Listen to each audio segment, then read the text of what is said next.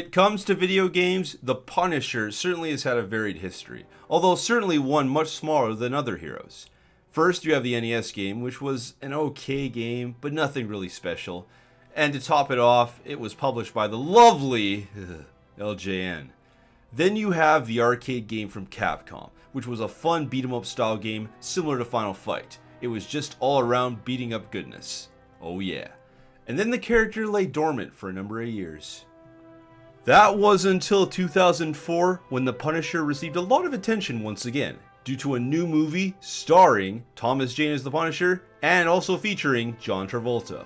Then, 1 year later, gamers were treated to a new video game starring the Punisher, his first in 11 years, loosely based on the 2004 movie and the 2000 comic miniseries. It was simply titled The Punisher.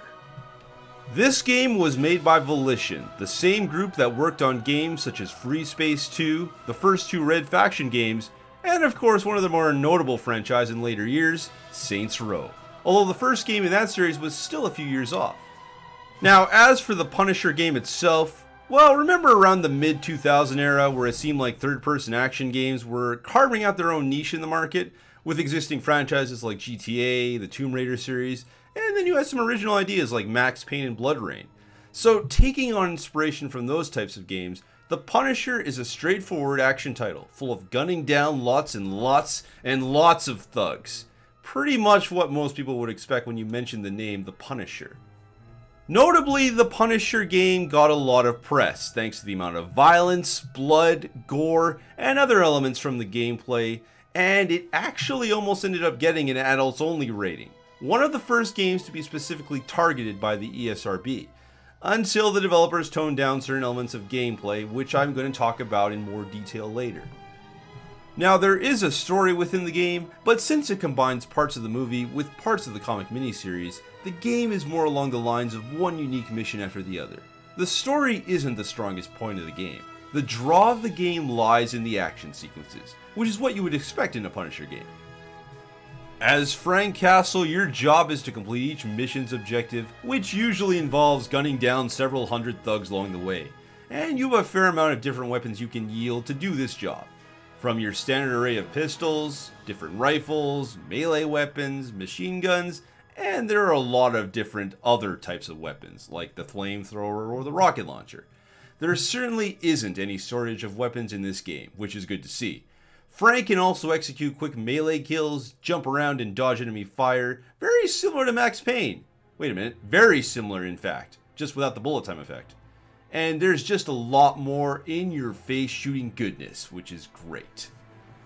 Now, to stand apart from the competition, one of the unique selling points of the game was the interrogation sequences. Now, this allowed Frank the opportunity to dispense his own form of information gathering on the enemies to gain some more insight, tips, hit weapon locations, and other manner of information from the thugs you're fighting.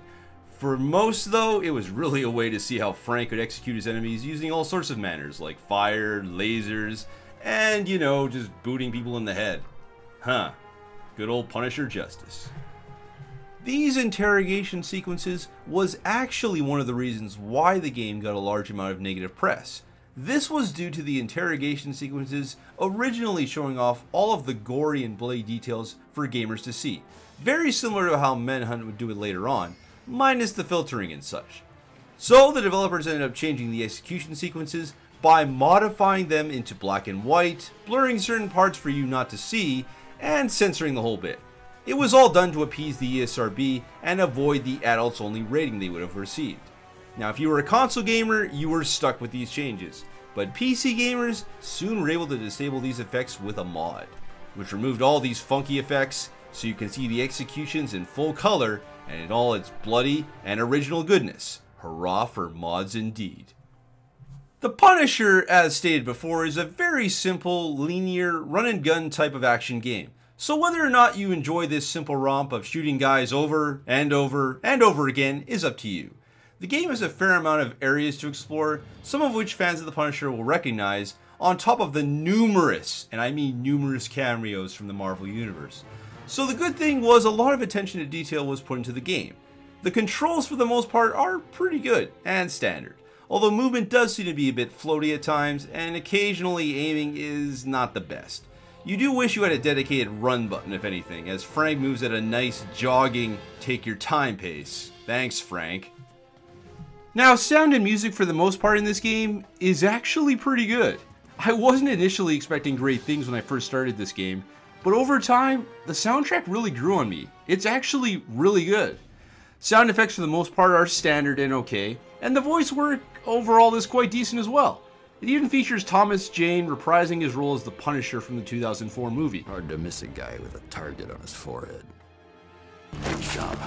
Plenty of targets, plenty of bullets. You here to help or not? I'm here to make sure scum die. Good, I think. So if you were a fan of his performance, that's awesome. If not, well, you can't win them all, can you? The main thing is, if you approach this game for what it is, you will have fun, and that is the most important part of this experience.